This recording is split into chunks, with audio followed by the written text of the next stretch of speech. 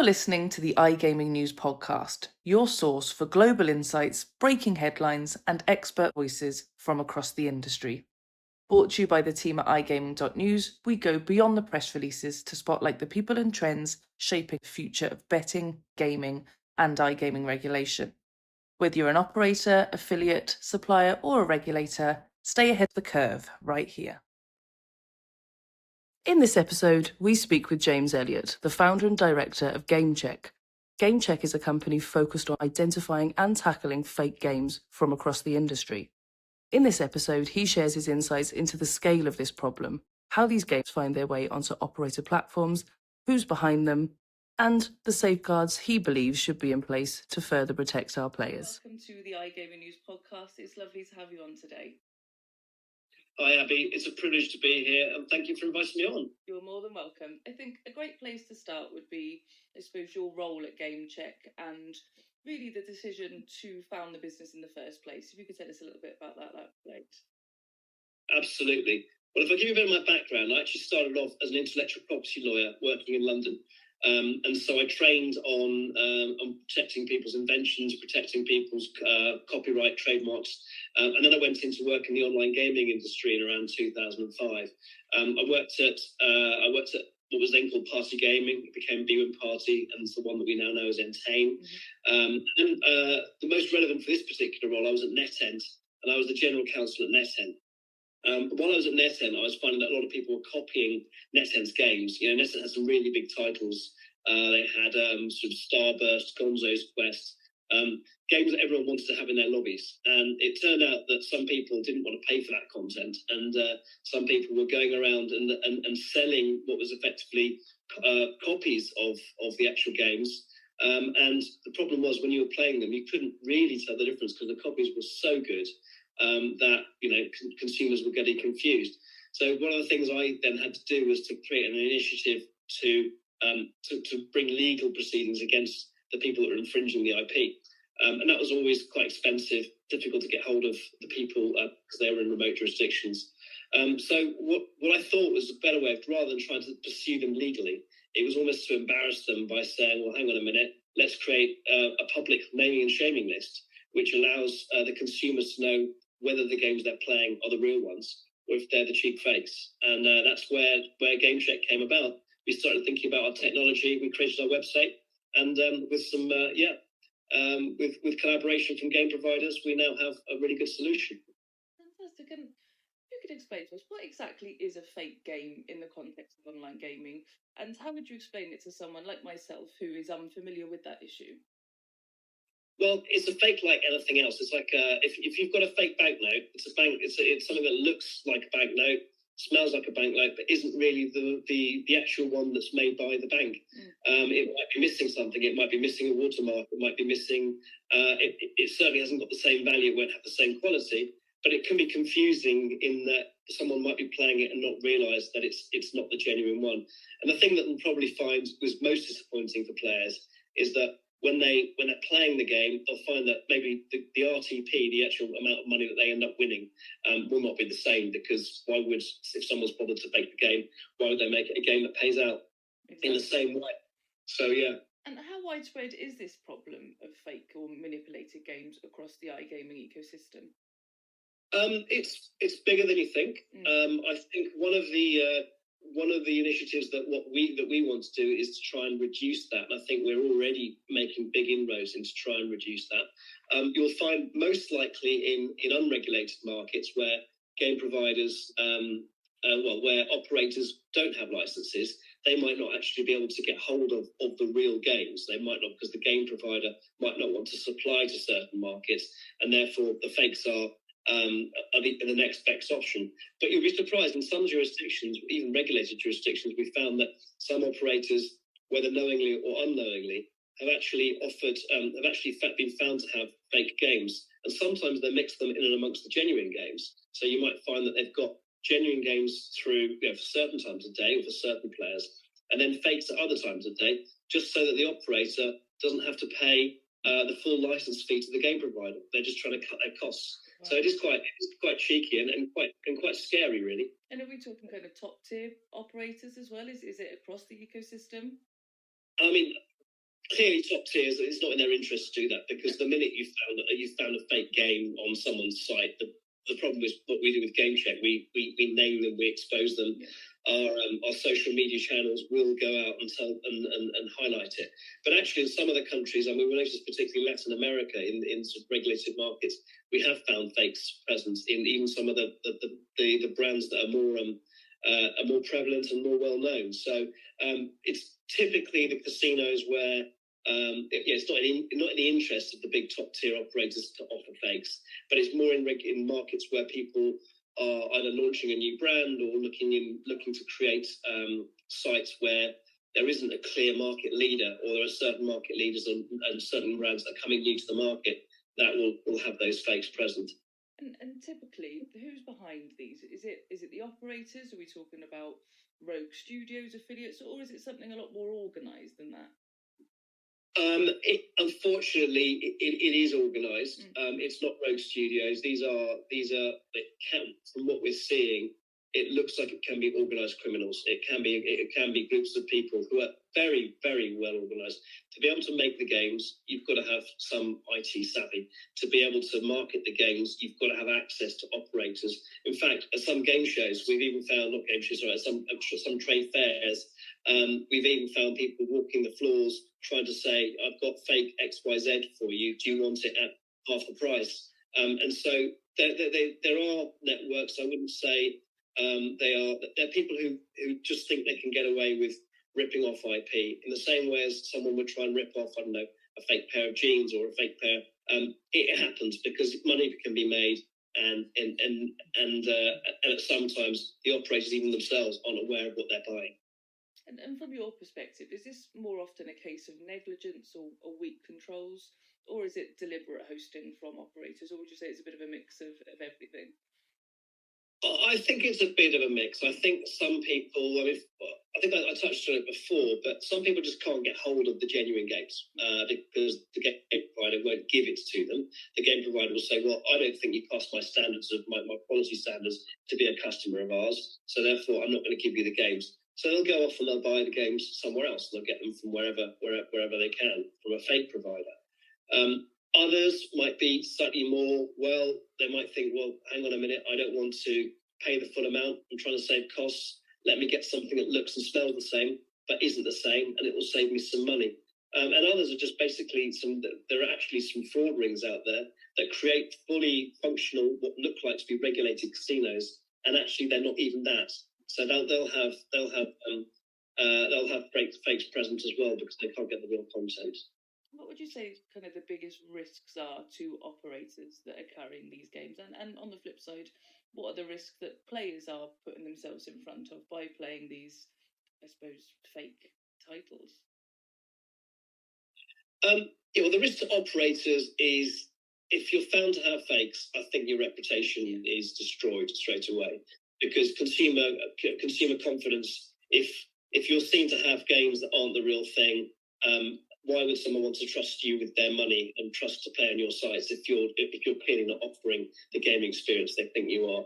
And we found that when we've gone out and exposed sites, particularly in Brazil, particularly in certain parts of in LATAM particularly, we've found that very quickly word spreads and player communities will tell each other, saying, well, did you know there were fake games on this site?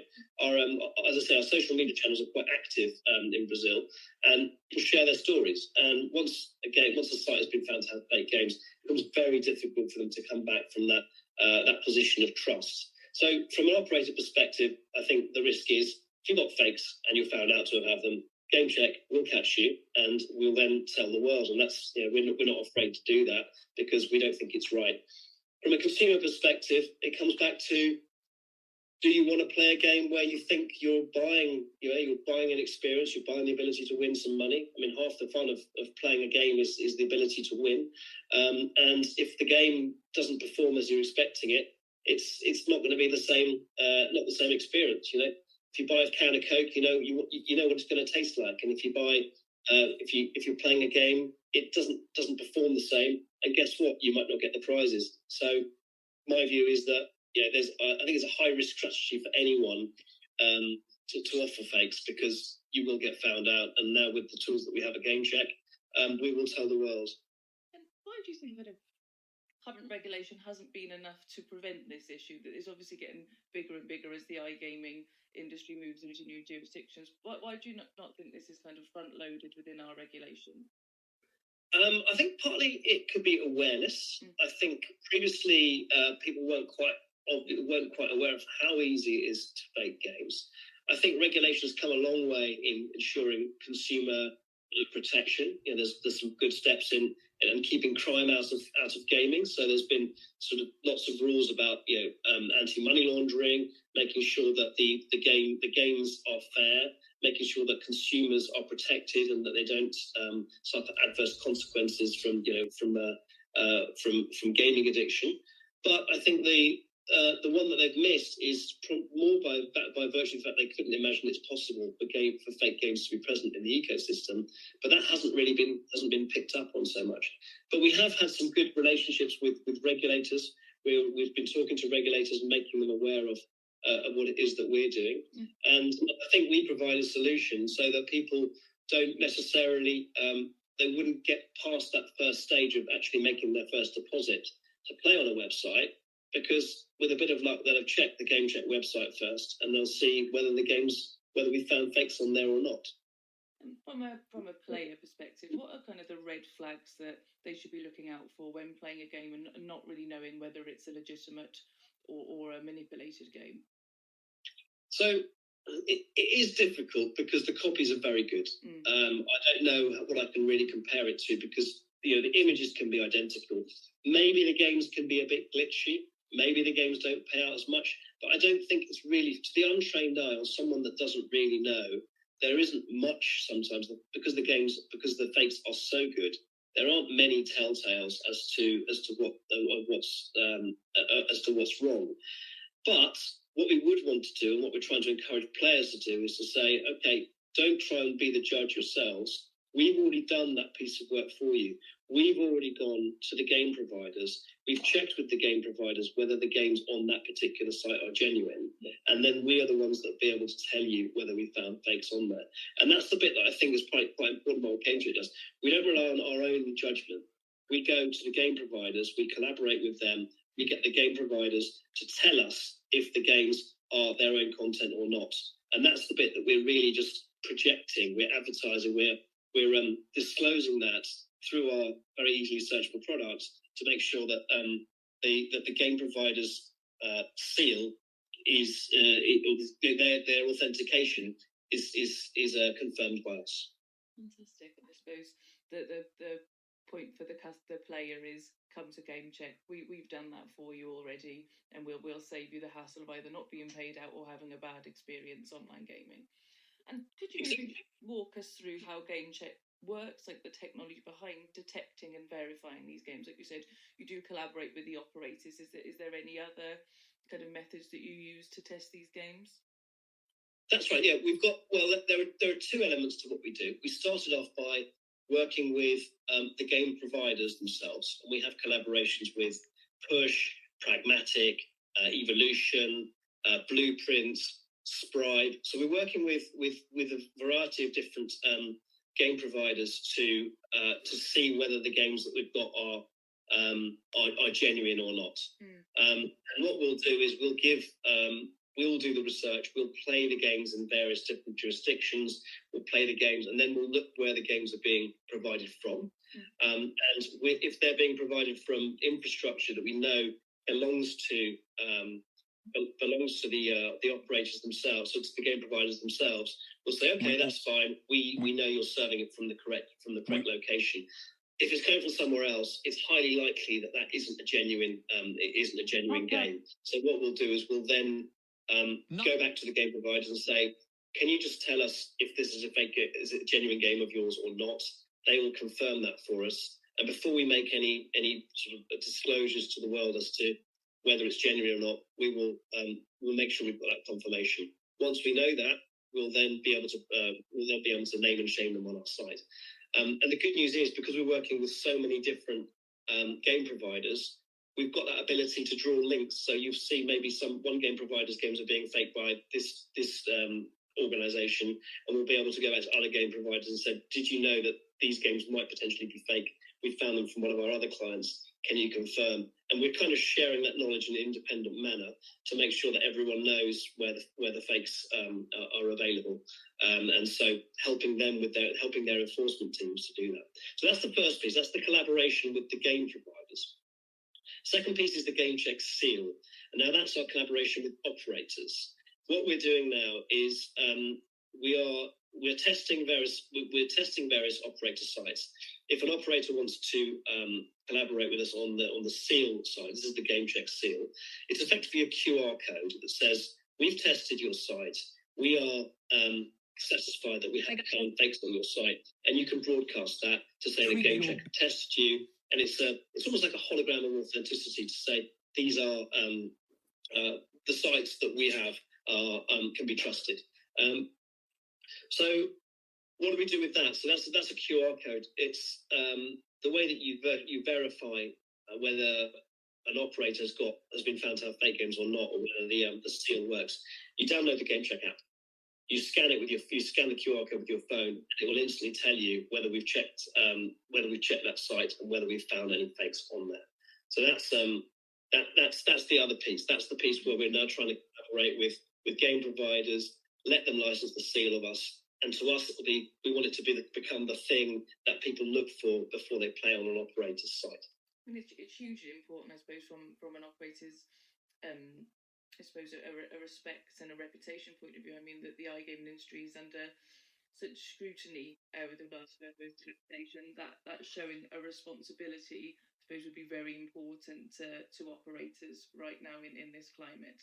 And would you say that when doing your research at GameCheck, would you say it's more kind of slots or crash games or table games? Is there a certain kind of vertical that's having a bigger issue here, or is it across the board? I would say it's the ones that are most popular in that market. So you imagine that, yes, I mean, you mentioned crash games, you mentioned that various different games are popular in markets. And if I want to launch a casino and I want to be competitive in that market, I'll go out and get the things that are most appealing to players in that market. So you're in some ways, it can be anything. It can be any kind of RNG game that can be faked, but it's most likely to be the ones that generate the most money. And that's why, to some extent, we'll know what kind of games are most likely to be faked, and that's where we can focus some of our research. The good thing about GameCheck is we don't just rely on one check. We're constantly looking at the sites on a regular basis. Just because we haven't found a fake on that site once, it doesn't mean we don't go back and look again.